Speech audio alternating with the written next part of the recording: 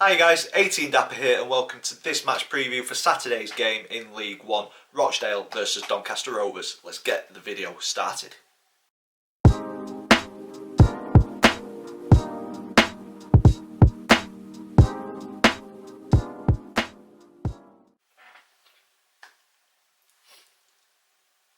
Hi guys, 18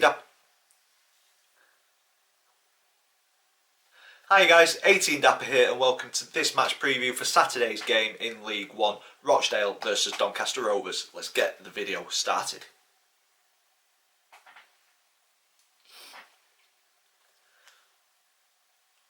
So guys, welcome to this match preview, League 1 fixture, Rochdale versus Doncaster Rovers at the Crown Oil Arena. If you're an existing subscriber, welcome back. Thank you for returning. Thank you for sticking around on this channel this season. It's not been a positive end to the season, so thank you for sticking around. It is greatly appreciated. And if this video has brought you here, welcome. Please click that subscribe button so you don't miss any future content. Rochdale fans, you could still be in League 1 next season. You could have dropped down, but please stick around because I'm sure if you do drop down, you'll be back in no time anyway. So yeah, then you don't miss any League 1 content. So please click that subscribe button and stick around. It is greatly appreciated. And if you are new to this, this is the format that we go through match previews. We'll look at the previous meetings between the two clubs. We'll look at the current form. I choose a Donny Rovers player to focus on, say a few words about that individual. And then we have a look at the opponent, a brief history, and I choose my one to watch for you guys. But as I've said on all previous previews, you know your club much better than what I do. So if I'm missing the mark, correct me in the comments down below. Let me know who you really think is the player to watch for you guys. And then me and the family have got a predictions league table, so there's an update on that towards the end. And then to finish the video off, I give my score prediction for this fixture. So starting with previous meetings, Donny and Rochdale have faced off a total of 116 times in our history, and it favours Rovers over our history. 57 wins out of those 116 games, whereas Rochdale have won 38 of the meetings, and we've shared the spoils on 21 occasions. Looking back at the last 5 meetings, that also favours Donny Rovers with 3 wins and 2 draws. So going back to 2018-19 season, it was an away win 3-2 for the Rovers and then a 5-0 home win on New Year's Day 2019. So we had Rochdale's number that season, but we traded blows the season after. 19-20, both 1-1 draws in the home and away fixture. And then earlier this season, it was a narrow 1-0 home win for the Rovers. So it's got a bit tighter over the last couple of seasons, and Rochdale fighting for your lives. I expect this one to be a difficult fixture for the Rovers to overcome once again, especially with our season pretty much done and dusted. Yeah, not going up, not going down, so we could potentially be on our holidays, whereas Rochdale fighting for your lives. So over our history, Rovers edging it, but the current form of both teams could lead us to predict the outcome of this game slightly differently to what the history suggests. And that leads me on to current form. So Doncaster in our last 5, 3 defeats, 1 win and a draw on Tuesday night, a very good draw as well. But Rochdale on the other hand, unbeaten in 5, which that is a great turn of form. Is it too little too late? We will see. There's 2 games left for Rochdale, and this is the big one on Saturday for them in my opinion.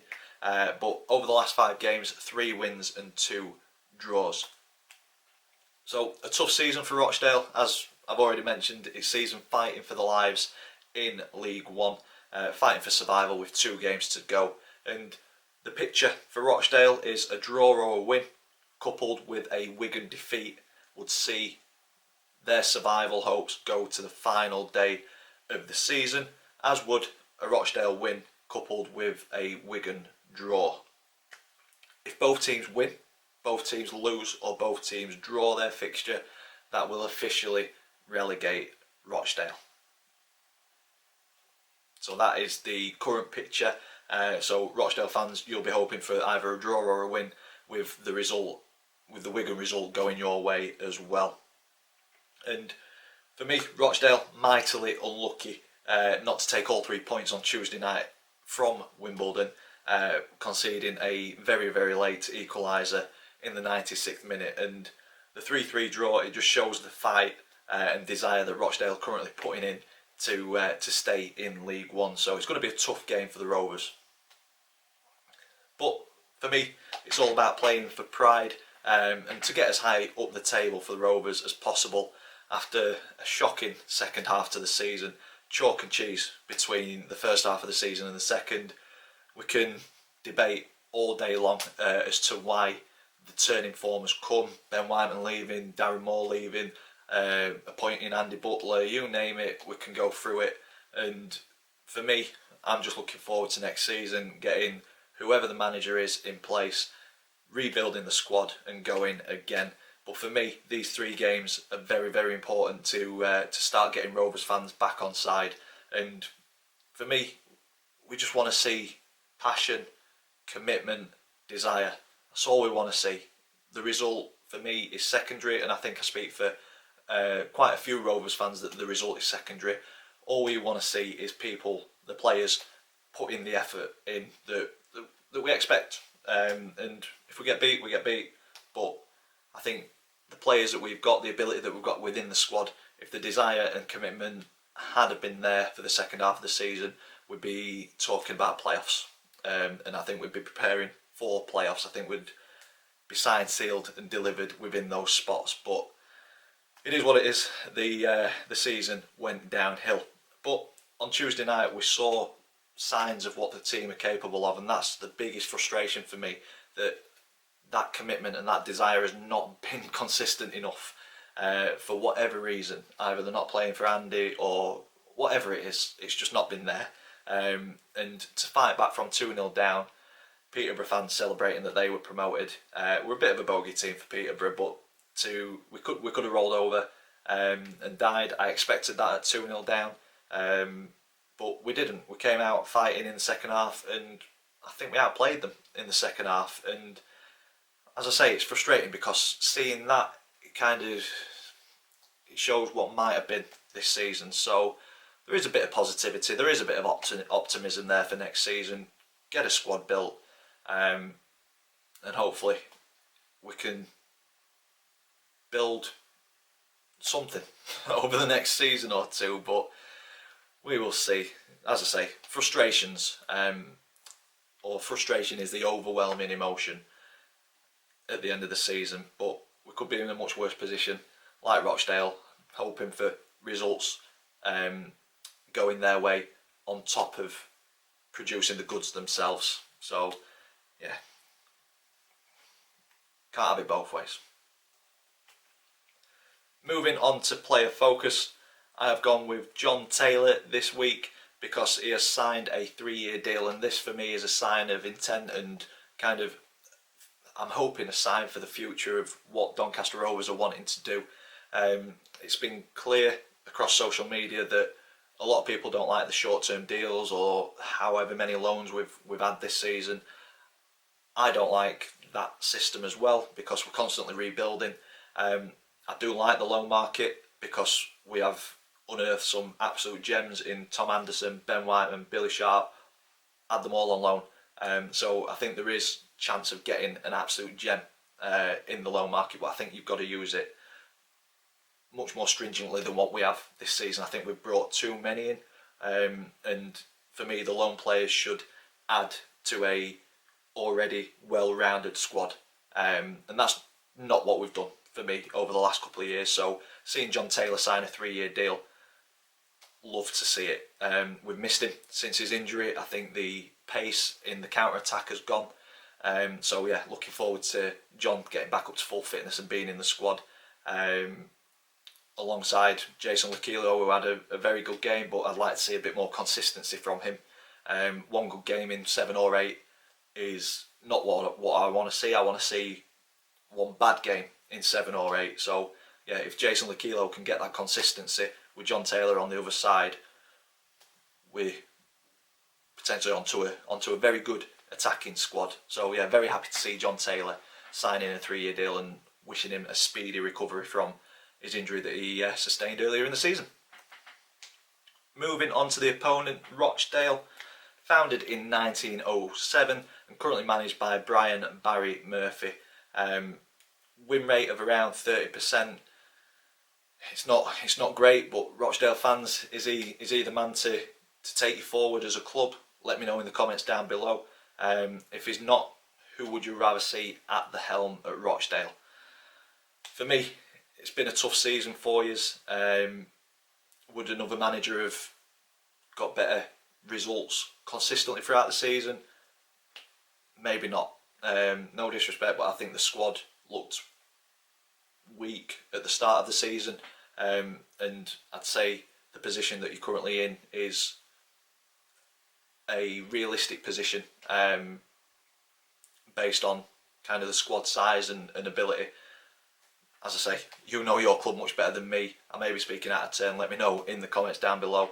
But I think personally, Brian Barry Murphy has done the best job that he can with the tools at his disposal. Honours for Rochdale: League 2 promotion back in 2009-2010 and 2013-14 season as well. So there's a history of bouncing back from League 2. So if Doncaster do relegate Rochdale on Saturday, I'm under no illusions that you will bounce back to League 1 in the coming seasons. And back in 1961-62, probably one of the more lucrative honours was League Cup runners-up. So if you're around that age and you remember that game, let me know in the comments down below. And for me, the player to watch on Saturday for Rochdale is started to come back into the squad after being out of it for a while, is Rochdale's top scorer, Matthew Lund. 12 goals, 5 assists. As I say, he's starting to come back in off the bench as the season's coming to a close. He may get more minutes, but I think he's a very creative player from the centre of midfield, and I think if we can cut him out, we've got a good chance of coming away with the points. But there are many other players that have started to produce very good performances over the last couple of weeks, which is keeping Matty Lund on the bench at the minute. But I think if he comes on, he's definitely one to watch for Rochdale on Saturday. Moving on to the Predictions League table. So me and the family predict the scoreline for every league game this season. If we get the scoreline spot on, we get 3 points. If we get the outcome of the game right but not the result, we get 1 point. If we get it completely wrong, we get no points. I am now putting the predictions on Twitter before the game so that you guys can keep up to date before the next preview. So if you are following me on Twitter, you'll already know what we predicted. If you're not, link is in the description down below. Please head over there and follow me. But we all went with Rovers defeats on Tuesday night, apart from my dad, who thought we were going to sneak a sneaky 2-1 win. So unfortunately, none of us got it right. So it's as you were in the table. Still extremely tight going into the last 3 games. Dad and Max joint top on 24 points. Me in third on 22 points, and then Chris holding us all up at the bottom on 21. So hopefully a couple of correct predictions will start shuffling the table around in the last 3 games. A couple of days ago, Doncaster Rovers posted this message on Twitter saying football will unite for a social media boycott from April 30th to May the 3rd in response to the ongoing and sustained discriminatory abuse received online by players and many others connected to the sport. I stand by Donny Rovers with this, so there will be no social media posts from me over the weekend on Facebook, Twitter, Instagram, you name it. It's going dark. So there'll be no YouTube videos posted over the weekend as well, because here at my channel I do not condone any sort of abuse or discrimination to any gender, race, creed, religion, you name it, you think about it. If it can be discriminated against, I ain't for that. Do not condone it one bit. So I think it's a fantastic movement. I don't think this means that the trolls are winning. What I think is football is a very powerful entity, and it brings a lot of footfall to social media platforms, and I think with a blackout from football, hopefully social media platforms sit up, take notice and make these horrid individuals accountable for what they put on their profiles. It's wrong. Simple as that. There's no place for it in this world. There shouldn't be, and the people with the power should be stamping down on it. So for me, I'm standing with Donny Rovers and football over this weekend. Social media blackout. So that means there will be no preview for the Blackpool game on Sunday, because it's just not on. And that takes me on to the score prediction for the Rochdale game. As I've said earlier in the preview, I think it's going to be a very tough game. Rochdale fighting for their lives, starting to hit a bit of form to hopefully survive. So I think they're going to be up for it. I think they're going to be putting a lot of pressure on us.